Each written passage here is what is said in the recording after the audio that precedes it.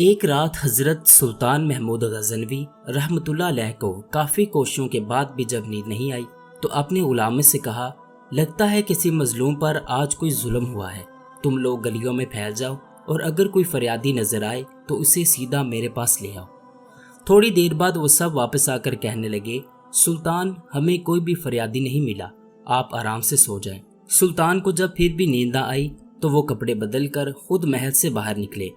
محل کے پیچھے حرم سرا کے نزدیک انہیں کسی فریادی کی آواز سنائی دی، اے اللہ، سلطان اپنے مصاحبوں کے ساتھ محل میں عیش کی زندگی گزار رہا ہے اور محل کے عقب میں مجھ پر یہ ظلم کا پہاڑ توڑا جا رہا ہے۔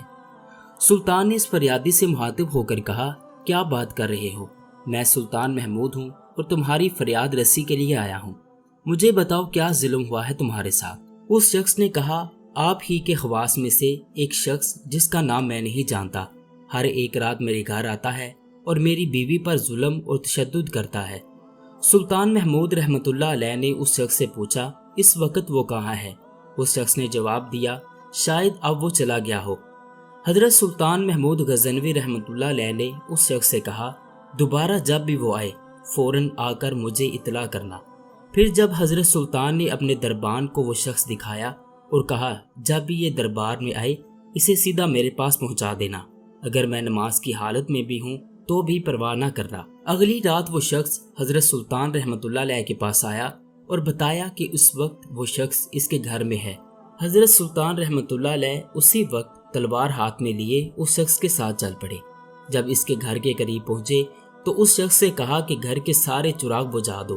پھر اندھیرے میں ہی اس کے گھر میں گھس کر اس شخص کا سر تن سے جدا کر دیا۔ پھر حضرت سلطان رحمۃ اللہ علیہ نے حکم دیا، چراغ روشن کر دو۔ اس شخص کا چہرہ دیکھا اور سجدہ میں گر گئے۔ پھر گھر کے مالک سے کہا، اگر کھانے کو کچھ ہے تو لے آؤ، مجھے بہت سخت بھوک لگی ہے۔ اس شخص نے کہا، آپ جیسا سلطان مجھ غریب کے گھر کا کھانا کیسے کھائے گا؟ حضرت سلطان رحمۃ اللہ علیہ نے کہا، جو کچھ بھی ہے لے آؤ۔ وہ شخص ایک روکھی روٹی لے آیا جسے سلطان نے بڑی محبت سے کھایا۔ وہ شخص سلطان سے پوچھنے لگا کہ چراغوں کو بجھانا، سجدہ کرنا اور روٹی طلب کرنے کے پیچھے آخر کیا ماجرا ہے؟ حضرت سلطان رحمۃ اللہ علیہ نے فرمایا، میں نے جب تمہاری داستان سنی تو سوچا کہ میری سلطنت میں ایسا ظلم کرنے کی جرت صرف میرے کسی بیٹے کی ہو سکتی ہے۔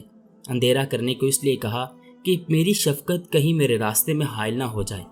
چراغ جلنے پر جب میں نے دیکھا کہ وہ میرا بیٹا نہیں ہے تو میں نے شکر کا سجدہ کیا۔ کھانا اس لیے مانگا کیونکہ جب سے مجھے تمہاری مصیبت کا علم ہوا میں نے اللہ کے سامنے قسم کھائی تھی کہ جب تک تمہیں انصاف نہیں مل جاتا میرے اوپر روٹی حرام ہے۔